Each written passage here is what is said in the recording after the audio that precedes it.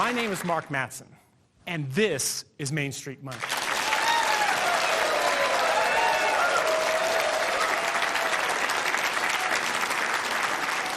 America has always been the land of opportunity. Around the world, we Americans are famous for our optimism and our self-confidence. At least we were.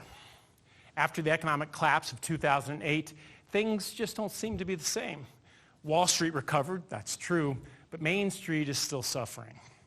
For many, the American dream has simply become an American nightmare. Optimism has been replaced by anxiety. Everybody's worried about money.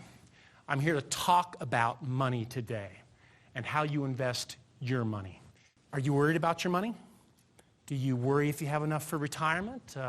How about, do you have fear about your investments and if you're making as much as you could or you should? If you are, you're not alone.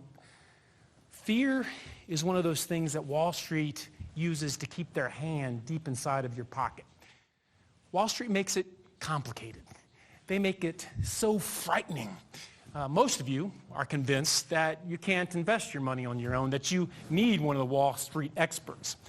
I'm here to change all that.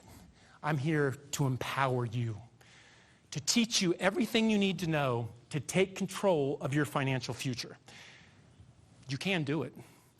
If you know the right things, you don't need to know everything. And I'll teach you what the right things are. I'll demystify the whole investing process and show you just how simple the rules to investing can be. We're doing this broadcast from one of America's premier investment think tanks. Today, we're going to have lessons from Nobel Prize-winning economists. I'll show you that still today, that free market capitalism is the greatest wealth creation tool on the planet.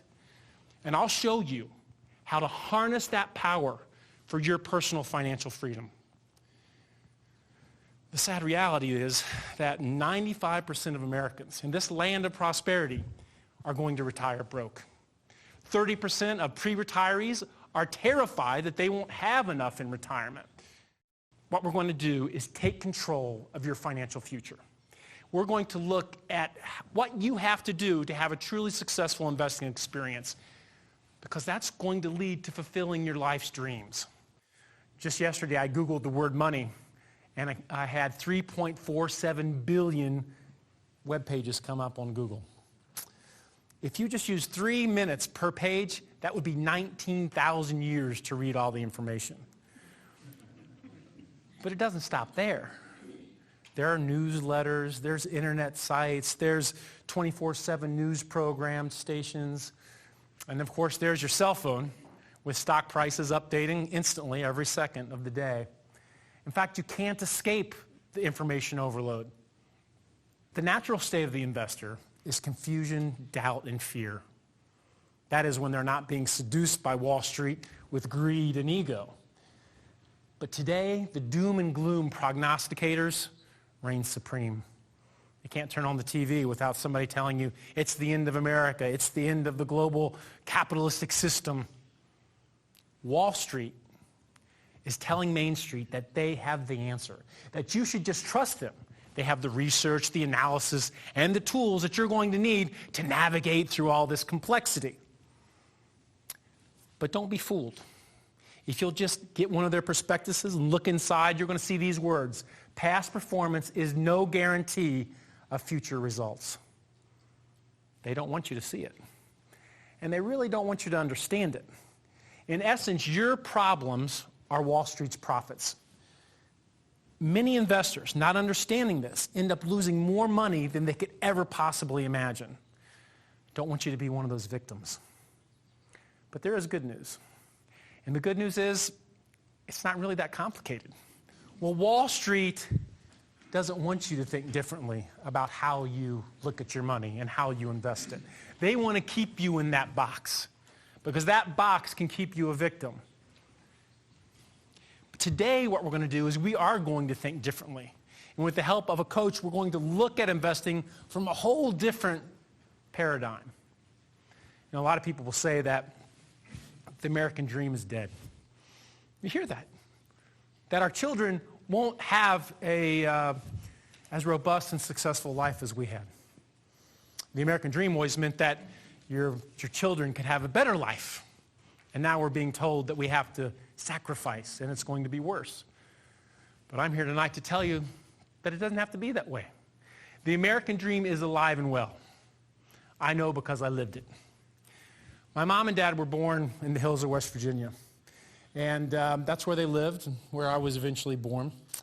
And it was very poor. As a matter of fact, they were what we call dirt floor poor. They were so poor that my father, when they actually lived by the railroad track, and they would actually cut the tops off of instant carnation milk cans, and then they would nail it to the bottom of the baseboard to keep the rats from coming into their house. Now that's poor. And when my mom and dad got married, the preacher looked at him and said, "Son, do you have a job to support your wife?" And he said, "No." He said, "Well, how about this? Why don't you sell insurance?" Because the preacher, who had a weekend job of preaching and a job during the week of selling insurance, recruited my father. And he was good at it. He helped people plan in the hills of West Virginia for deaths of their loved ones when they didn't have money to do so. Most kids idolize football players or baseball players. I idolize my father. Yeah, go figure. An insurance guy up in the hills of West Virginia. And he nurtured that as I grew up. Even when I was 10 years old, he gave me books like Think and Grow Rich and Psycho-Cybernetics, books on how you can improve yourself and create wealth and prosperity. And he also gave me Insurance Selling for Rookies as a 10-year-old. I can remember reading stuff like, when you go in, make sure they turn the TV off so they're paying attention. Real good stuff. So naturally, wanting to be an insurance guy, a financial guy like my dad, I went to college and I studied finance and accounting and economics. And during the summers, I worked for my dad running spreadsheets and proposals and analysis and just emulated everything that he did. When I graduated from college, I had my life and health insurance license, I had my fire and casualty license, and I had my highly coveted stockbroker's license so I could go out and help people with their investing problems. And I had a very simple goal. It was to become a true entrepreneur like the books I had read, people like Carnegie.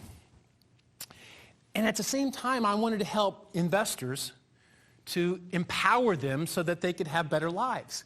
I mean, it really didn't come down to investing portfolios. I actually wanted, sounds naive at the time, but I actually wanted to help people be happy.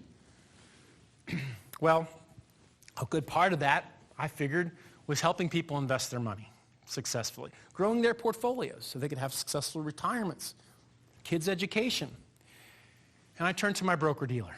And my broker-dealer had a very simple way. Now, it's interesting that my broker-dealer didn't teach financial theory, economics. They basically taught us how to sell product. And it was very simple. What they told us was you take a 5-star mutual fund, some manager who can pick the best stocks, time the market, and then what you do is you put your clients' money in those, and they will continue to beat the market, giving them stellar returns. And of course, being 21 years old, I believed them. The only problem was it didn't work. I can recall countless client reviews where I'd helped an investor invest $100,000, $200,000, $300,000, $400,000, and we're sitting down and we're looking at their portfolio, and they throw a copy of a magazine, a financial magazine, down on the counter, on the table, and they say, "Mark, 6 out of the 8 mutual funds that you recommended didn't even get a market return. And half of them were in the very bottom. In the bottom 25% of all the managers." I can remember having a really sick feeling in my gut that I was letting my investors down, my clients down, because I could see the fear and the pain that they were going through. Not just fear and pain, but a little bit of anger mixed in there too. Because I bought into 3 basic lies that Wall Street propagates on investors. Number 1, that there's someone out there that can pick all the best stocks in advance. Number 2 is that market timing works. Someone can forecast when to get in the market right before it goes up and to get out of the market right before it crashes. And 3, that it was very simple to find those people that were hopefully going to do it in the future. All you had to do was find the people that did it in the past. Sounded simple. But when it didn't work for me or my clients, because I invested my money right alongside my clients, and I asked my broker-dealer, what should we do? How should we solve it? You know what they told me? Sell something else. See, they really weren't that concerned that my clients were not successfully investing their money and that they didn't have peace of mind, as long as there were financial transactions that generated commissions. You see, I was told that commissions were in my best interest and in the best interest of my clients. I don't believe that today. Today I believe that commissions are corrosive. My dad told me when I was little that most people are honest. We were in Woolworth one day on the back counter, and they had all the expensive things, probably things that cost $0.25, behind the glass. Little trinkets, little jewelry, little pocket knives. And I asked my dad, I said, Dad, if most people are honest, why are all these things, the most expensive items, behind glass? And he said, well, that's so they stay honest.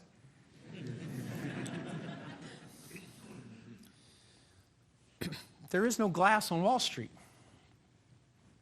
Not only is there any glass, but they're encouraged to speculate and gamble with your money. So at the early age of 27, after I'd been in the financial planning game for some years, I found myself stressed out, overeating, working long hours, a lot of doubt and fear in my own business model. And I knew that I couldn't do that for another 20 or 30 years. Already at 27, I was burned out. I needed answers. My broker-dealer didn't have them, and Wall Street didn't have them. So I turned back to academia, and I turned to the University of Chicago. The University of Chicago has 17 Nobel Prize winners. And when I went back to school, I discovered that speculating and gambling was what Wall Street was pushing.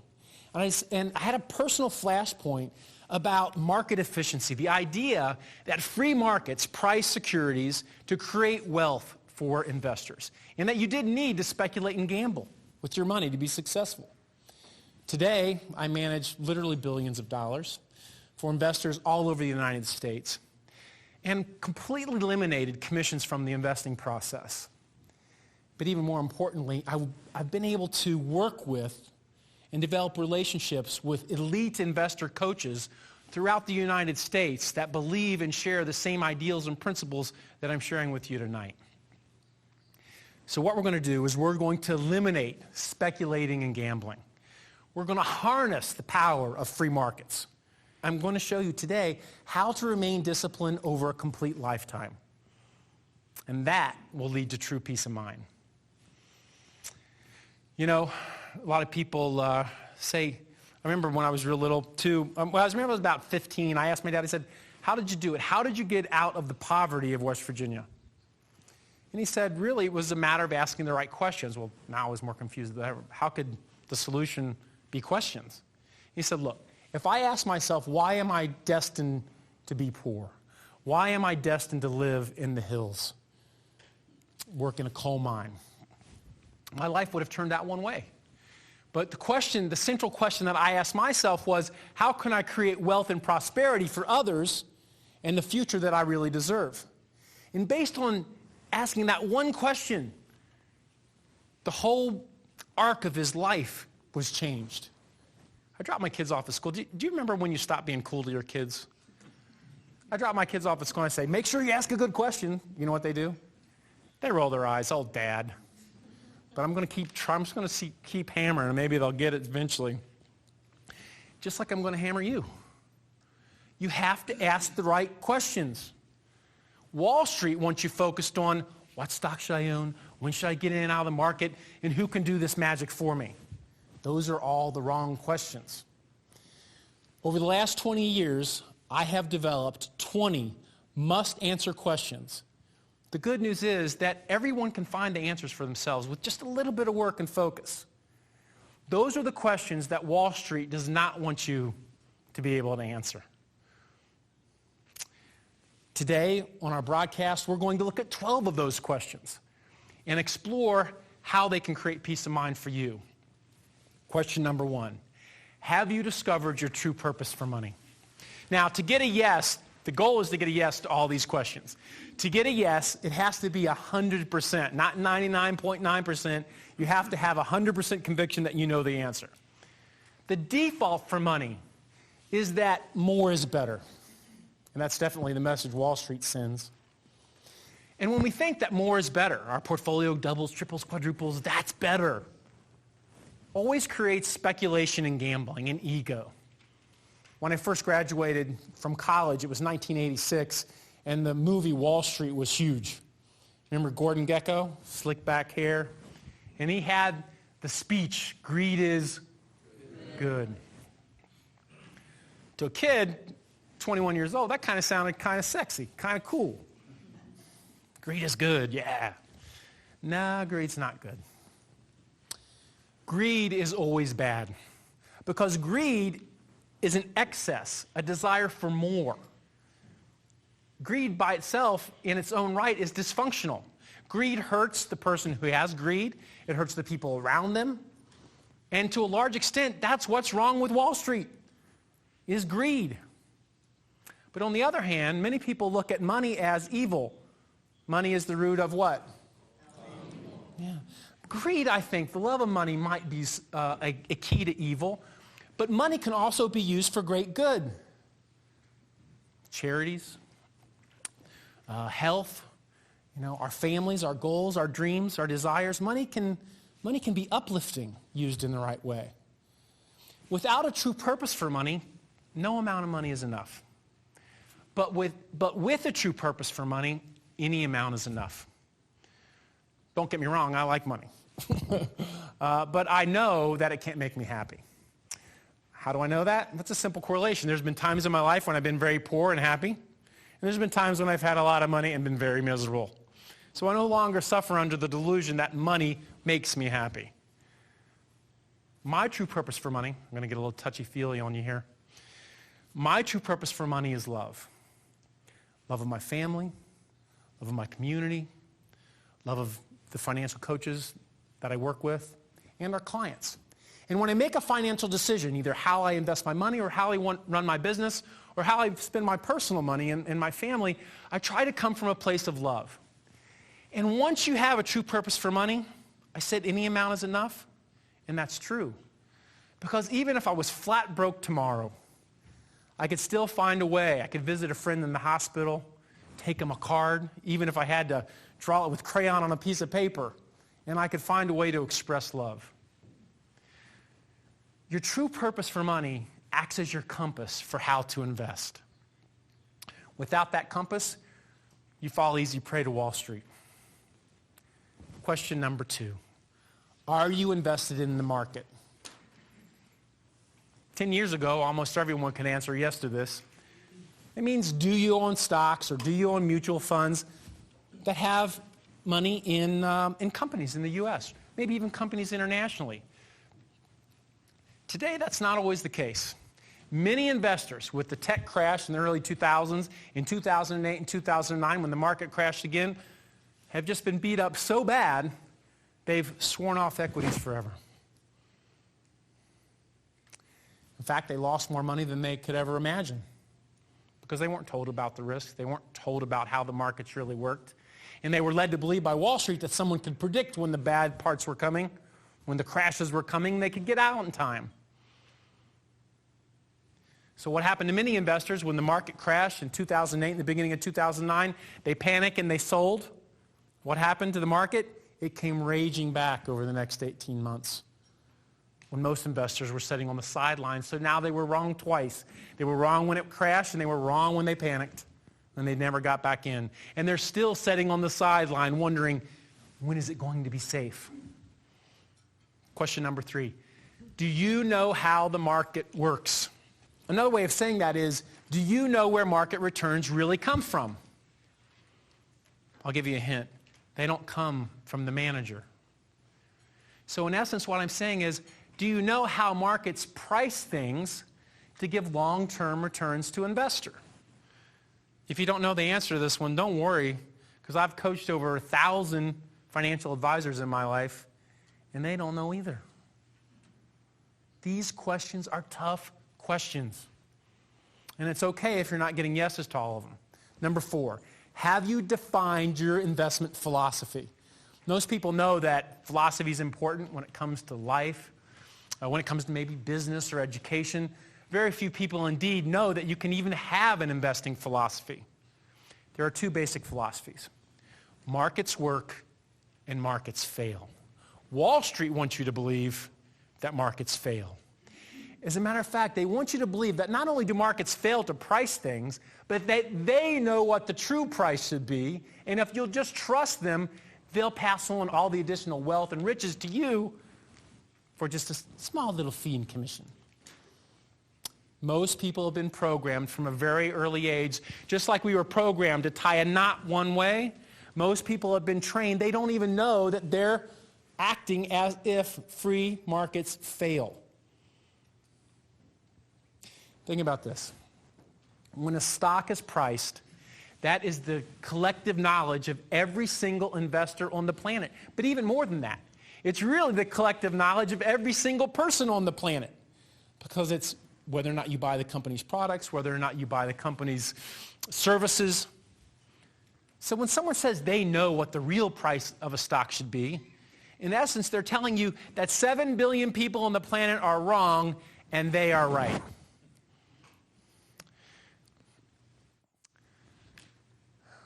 But these aren't the questions that most people ask. Most people ask the wrong questions. I can recall early in my career a surgeon coming in who had a $3 million portfolio. And I explained all these concepts about free markets, diversification, don't speculate and gamble. He said, that's great for my daughter. That's great for her. But I understand, I'm very sophisticated. I know about tech stocks and things like that. 3 years later, he came back. You know what his portfolio was? 300,000 because of these problems. You can easily wipe out a lifetime of savings and investing if you fall for Wall Street scams and tricks. And the average investor does. A study of actual investor behavior shows that over the last 20 years, the market, as measured by large U.S. companies, has averaged over 9%. But the average investor has only averaged 3.8%. And inflation during that same period of time is at 2.5%. So the average investor investing in equities has actually, after taxes and inflation, lost money. Why? Because the average holding period for equities is only 3 years. How many of you know that when you invest, it should be long-term? Does long-term sound like 3 years? Not so much. Look, by simply eliminating speculation and gambling in your portfolio, you are taking a giant step towards financial freedom. I want you to stand up for yourself, become the hero of your own story. Refuse to be bullied. But if you're going to refuse to be bullied, it's important that you know who the bullies are. Now, I'm not saying everybody on Wall Street's a bad guy, but there are certain people that you have to be aware of. Number one, bully type number one is the con man. This is the easiest to identify. All you have to think about is a Ponzi scheme and Bernie Madoff. The second type is the prognosticator. A little bit more difficult to find, but you can identify them because they always say things like, well, based on financial projections, based on monetary actions of the Fed, we know what's going to happen in the economy, and therefore we can predict exactly what's going to happen with the market, whether it's going to go up or going to go down. And the third type is the guru. This is the bully that says they know exactly where the next Microsoft is or the next Apple and how to avoid the bad stocks like Enron or Global Crossing. So if you take all three of those together, the con man, the prognosticator, and the guru, those are the people that you have to be ready to stand up and fight so they can never hurt you again. Now, I want to dispel any hope that you might have, because sometimes you have to hit bottom to realize that there's hope in another direction. Only the most blissfully naive person could believe that Wall Street has the answers when they can't even keep their own house in order. Wall Street didn't even understand how to run their business models. And they asked Main Street for a bailout. They asked Main Street for over $700 billion because they failed to understand how to diversify. They failed to understand how leverage would affect their business models. And you saw huge companies, huge broker-dealers, huge insurance companies, and huge banks get into more financial trouble than they could have ever imagined. So why would anyone trust them with their portfolio when they can't even manage their own business? They asked you for a bailout. When your 401k lost 30 or 40% of its value, did you call them? Say, hey, can I get a bailout? Did they pick up the phone?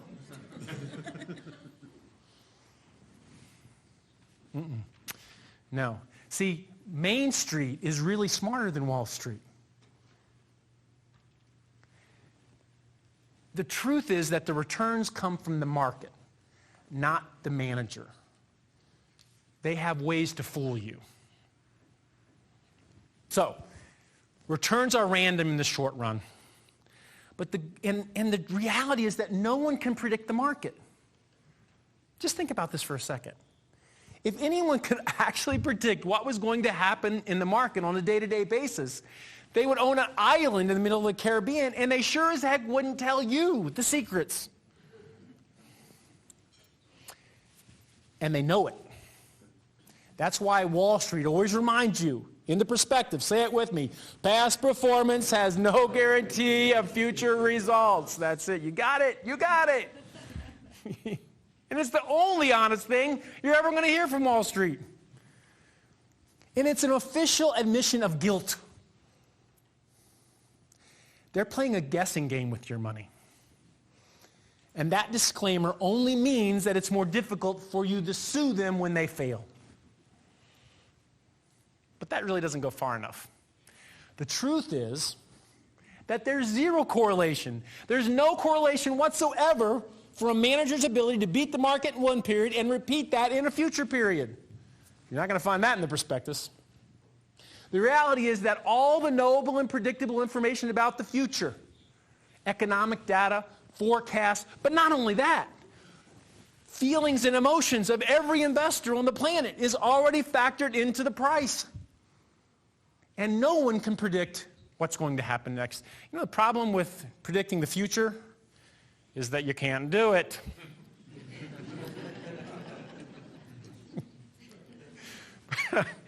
But you don't have to be a very successful investor. Because long-term, 10, 15, 20, 30 years, it's very simple. The arrow is green and it's up. Now, many investors will tell me, Mark, I'm retired. I don't have 20 years. Well, I tell you what, unless you're on your deathbed, you better plan on it. Because there are a lot of people living to 100 today. There sure are. And even if you're 60 today, you better plan for 20 or 30 more years. The reality is that even after a crash, markets always reach new highs. And that doesn't matter how bad the chaos and pain and fear is. Even in the Great Depression, markets reached new highs far faster than anyone imagined that they could. Your job is to protect yourself and your family, your children, your grandchildren. Not only to manage your money successfully, but to teach them the basics. Because as I get older, I'm reminded of my own mortality. I'm not going to be around here forever. And if you're like me, you're trying to teach your kids and your grandkids the values and the lessons that, for me anyways, I wish I had learned earlier in my life. So there's a lot at stake here, right? Not just your money, but your kids' money, their money. We have to stand up. You have to stand up to the bullies. Refuse to play their game. It's a loser's game. Eliminate speculation and gambling. And tap into the greatest wealth creation tool on the planet. It's simple once you understand that the returns come from the market and not the manager. So let's look at some more questions. Question number 5. Have you identified your personal risk tolerance? Now, when I talk to investors about their risk tolerance, they usually say something very generic like, I'm aggressive. They don't say that anymore, by the way. I'm conservative. So it's not enough to say, well, I'm aggressive, I'm moderate, I'm conservative. That's not enough. What you need is an academic, scientific number that you can point to that actually determines what true risk is in your portfolio. In simple terms, all I want you to do is think of it in terms of a roller coaster. There's the kiddie roller coaster that has, a little bit up and down, and then there's the beast, the roller coaster, that goes all over the place. You have to understand what that means to your portfolio, what that means to your money, and then you have to become comfortable with how you're creating your long-term portfolio. I always hear people, especially after the market's been down, say things like, I hate volatility. But that's not true. They only hate downside volatility. They love the upside volatility. Investors forget that the returns come from the volatility. If you took away the volatility, there would be no 9% historic rate of return for equities. Eliminate the volatility, eliminate the return. Question number 6. Here we go. Do you know how to measure diversification in your portfolio? Now, it's easy for investment professionals to say, well, you must always consider diversification when you build your portfolio. But what does that mean? I can tell you what it doesn't mean. It doesn't mean that you just own a bunch of stuff. And that's what most investors believe that's what Wall Street believes when they build a portfolio. They just own a bunch of stuff. That means you're diversified. For example, many investors believe that if you own 7 mutual funds, you're diversified. Not true. These funds could have dramatically different names, dramatically different investment objectives, but when you actually analyze what's inside of the fund, they could very easily be owning the exact same thing. One investment expert, Wall Street bully, says that you need no less than 5, but no more than, say it with me, 10. That's right. Stocks in your portfolio to be diversified. Well, that is absolute garbage. If you own 10 stocks, you are nowhere near diversified. You are playing Russian roulette with your money.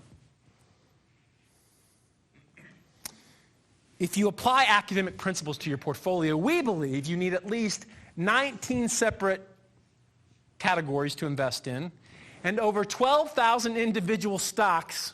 Think about that, 12,000 individual stocks in over 45 countries all over the globe. That, my friends, is diversification. And very few investors will ever achieve it. Now, to the extent that you can't take the roller coaster of equities, the goal of an investor is to offset that risk with owning short-term, high-quality fixed income. Very low volatility, very safe and conservative portion of your portfolio that will offset the volatility of the equities. Very simple. Number 7, do you consistently and predictably achieve market returns? When I ask investors this, market returns, what is that?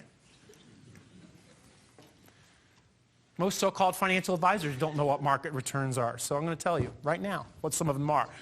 For example, U.S. small stocks. Just by going out and buying a collection of the smallest 2,000 stocks in the U.S. market, going back all the way to 1927, you ready for this?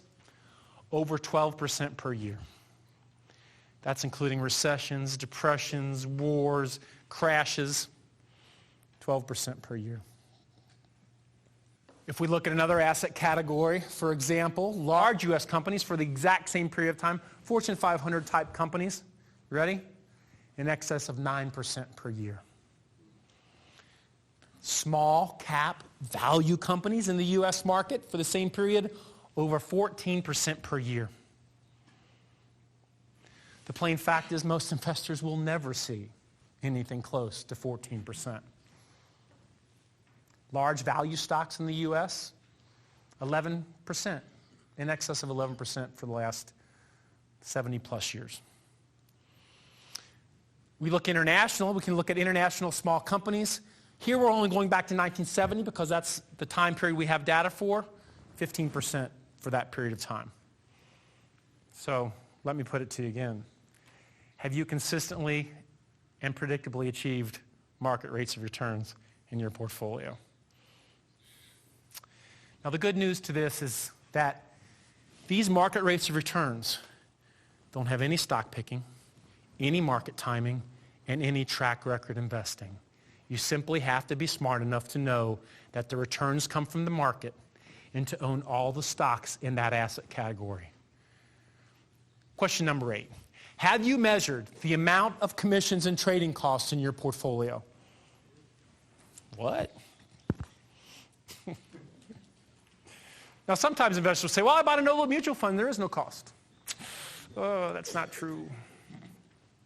Because they might not pay a commission up front, but internally in those mutual funds, those managers who tell you they can pick the best stocks are constantly buying and selling and buying and selling. As a matter of fact, the average turnover, that means the rate of which stocks are being bought and sold in the U.S. is over 100% in the portfolio. So you might think that you're a long-term investor, but the manager that's managing your money is turning your money over every single year. And guess who gets to pay the commissions and the cost? There are two parts of that cost. There are the commissions and something called the bid-ask spread cost. It's just the difference between buying and selling the stock. Think of it in terms of like if you went to buy a used car. Every time you buy and sell a used car, you never get the middle value. You always have to pay on the ends. The truth is, what you can't see can hurt you. In fact, it can be devastating. Recently, I had the privilege of talking at a charity event in Indiana for the March of Dimes, and we had a group of families together with over 300 people. And what was interesting, it's the first time I ever did a seminar where you had a complete family unit. You had mom and dad and the grandparents sometimes, and the kids were playing around, throwing footballs around, and we talked about the recession. We talked about market volatility, and we talked about some of these lies. And I could see the fear and the apprehension in the parents' faces while we were there. And I was reminded that the natural state of an investor when markets are bad is fear and pain, suffering, doubt, fear. And on the other hand, when markets are doing great, making double-digit returns year after year, people become euphoric and they get overly aggressive. And greed starts to get into the process. And I'm reminded every time I get to go out and speak to real-world investors like today, these are real people and real dreams. They're not pie charts or spreadsheets. Because we all have to deal with emotions. And the emotions that are caused anytime we're intimidated is fear and apprehension. And this is something that we call the investor's dilemma. This constant need for reinsurance for Wall Street that we're doing the right thing, and they just keep driving us into speculating and gambling with our own money. We become seduced by Wall Street, and we have an emotional roller coaster. Not just watching our money go up and down. It's like you're at the end of the quarter, you open your 401k statement, and you're looking at it, and it's down, and you're going, wow.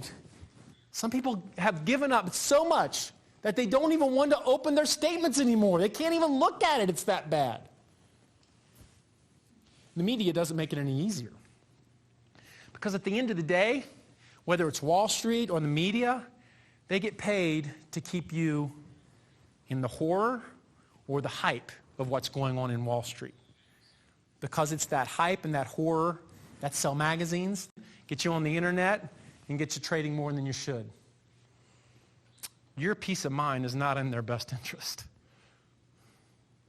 That's why every investor should have, at some point in their investing career, and the sooner the better, frankly, an independent analysis of their portfolio, which will actually show them how much volatility and risk that they're actually taking, so that they can take control. I frequently ask investors, is it important for you to control risk?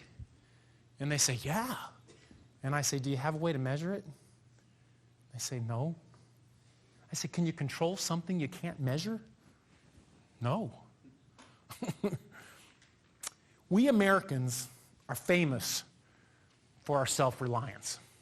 And yet, most of us don't think twice about turning over our life savings to a bully on Wall Street. Many financial experts don't get paid for advice they give, but rather they get paid every time that you buy and sell product. And Wall Street's all too eager to push that product.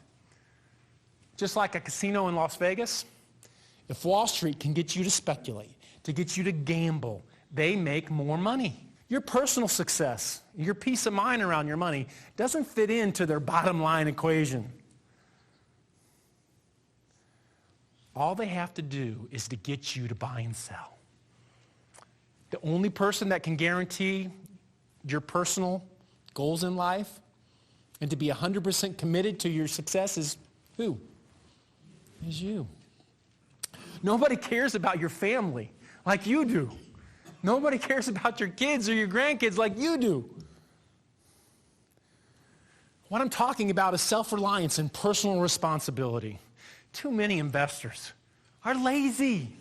They don't want to do the legwork. They don't want to get involved.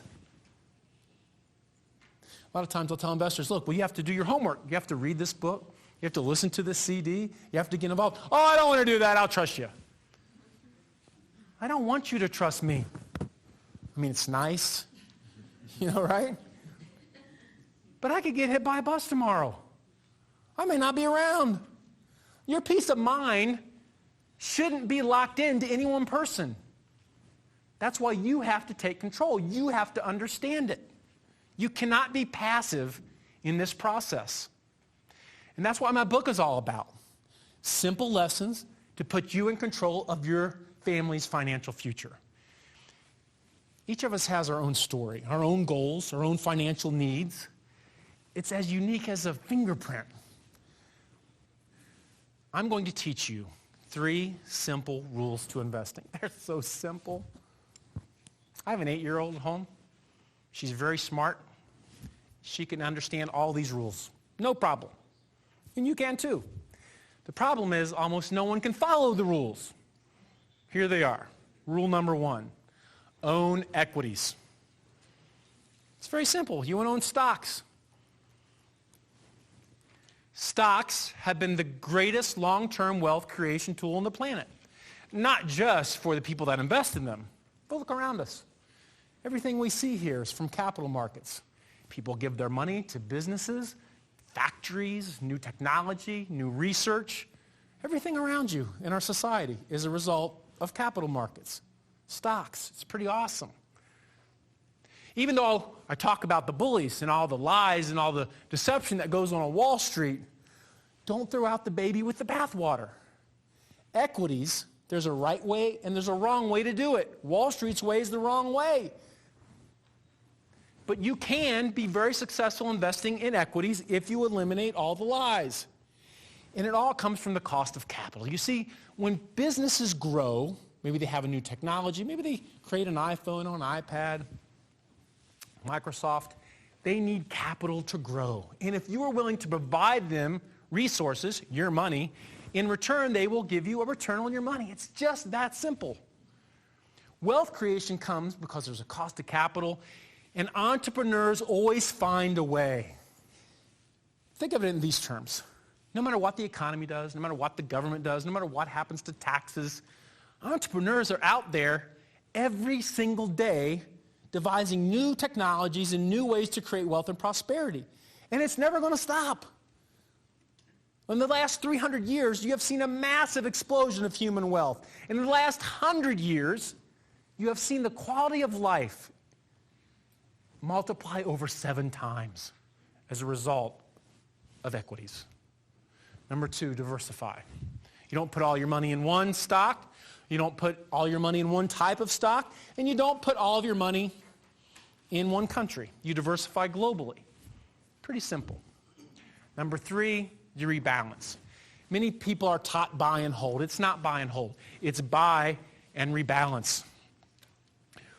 What that simply means is if you have a portfolio, let's say half of it in equities, half of it in fixed income, and equities do really well, which they will, you can sell off the excess and buy the fixed income. On the other hand, if equities have a bad period of time and they're down, you sell off some of your fixed income and buy the equities while they're low. So it's the end of the year. What are the three rules? Own equities, diversify, rebalance. All right, cool. So look, it's at the end of the year. We're going to go back in time. We're going to get a little time machine, go back to 2008. Ooh, ugly year in the market. You have two investments. We're going to simplify this. Instead of 19, you only have two things on your statement.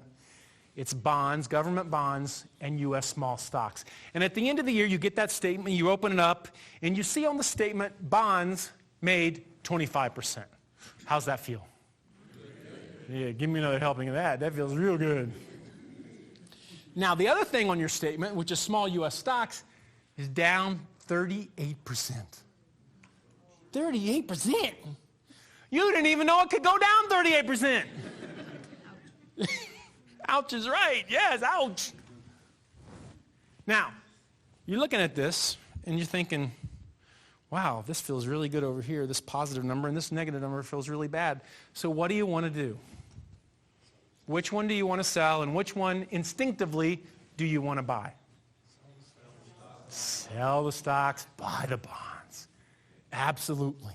Now, if you do that and you cave in, how many of the three rules have you just violated? That's right. You don't own equities.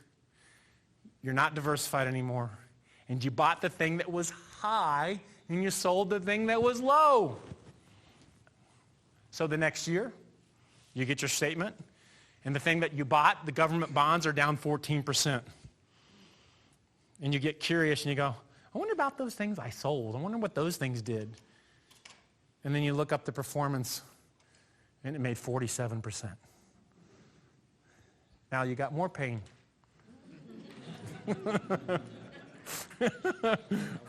Ouch again. Because the rules are almost impossible to follow. Most of us like to think that we're rationing reasonable people when we especially on things like when we manage our money. But the reality is we take our instincts and we take our emotions, and then we look out in the world for cues that support our emotional state. So when we get afraid about stocks and it's down, and just one person goes on TV and says, oh yeah, it's going to be a terrible year for stocks, you go, I knew it. I'm out of here.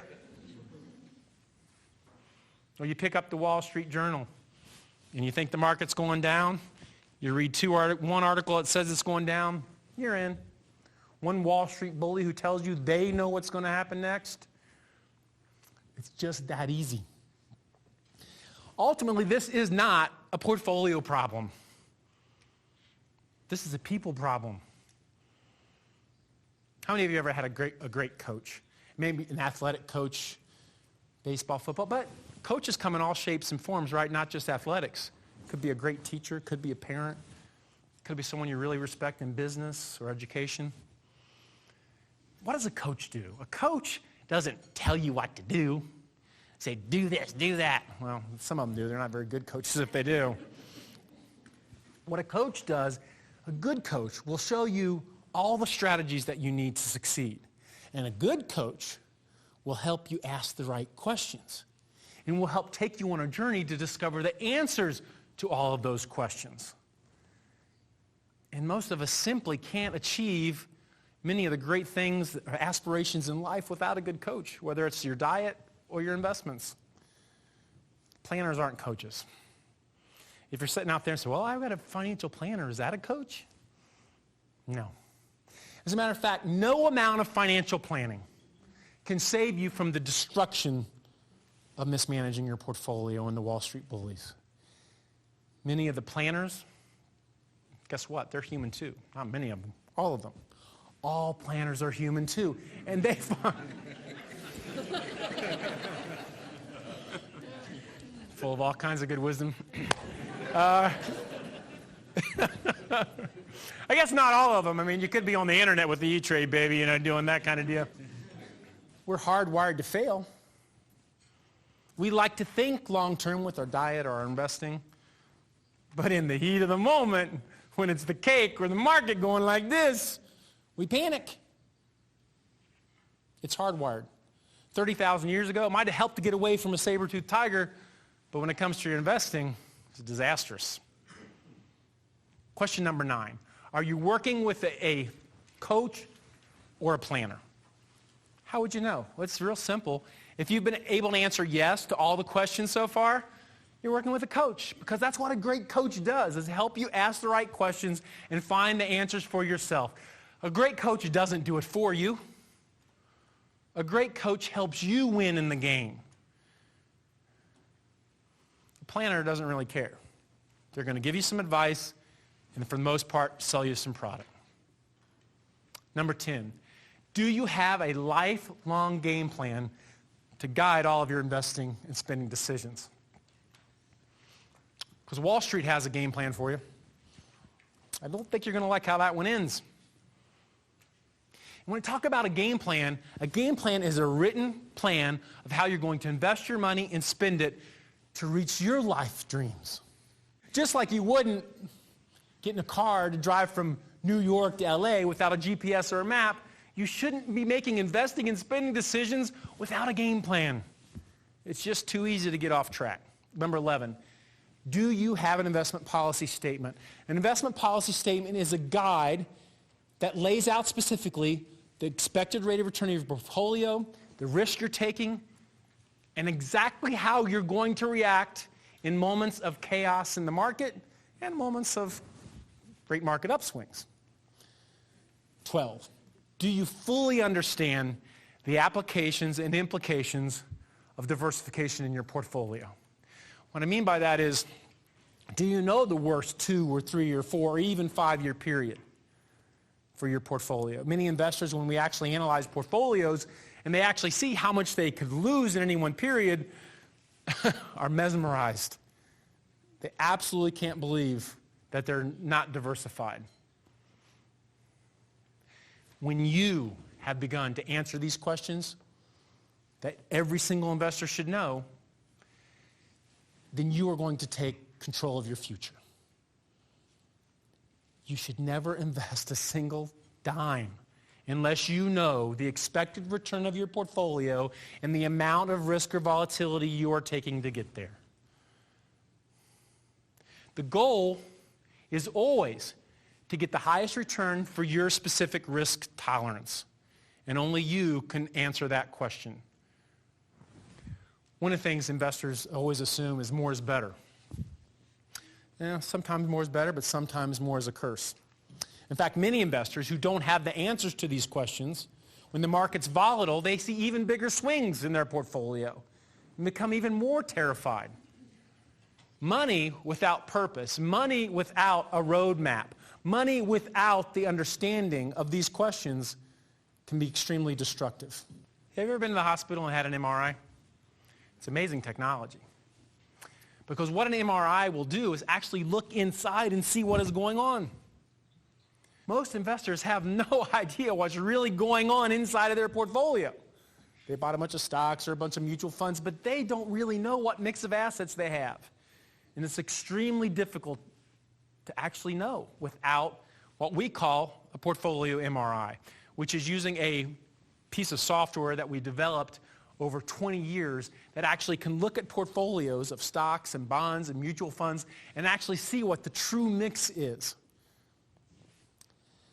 The only question that you need to be able to answer is actually number 20 out of the complete 20 must-answer questions, and it's this.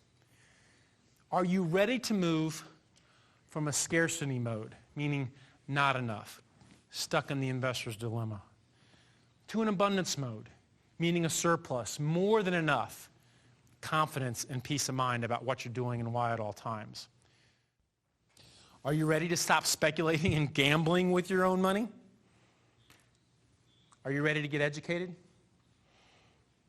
Are you ready to ask the right questions and find the right answers for yourself? Are you ready to see the truth about how much risk your portfolio really has? Because it's up to you. With knowledge, there is power. but you have to get in the game. You have to do just a little bit of work. What we've discussed today here, I take very seriously. In these tough economic times, people are suffering. They're struggling. There's a lot of doom and gloom prognosticators out there.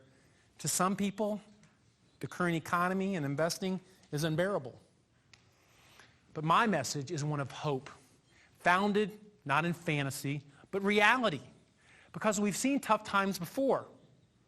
And history tells us that no matter how bad the time is, that the bad times didn't come to stay.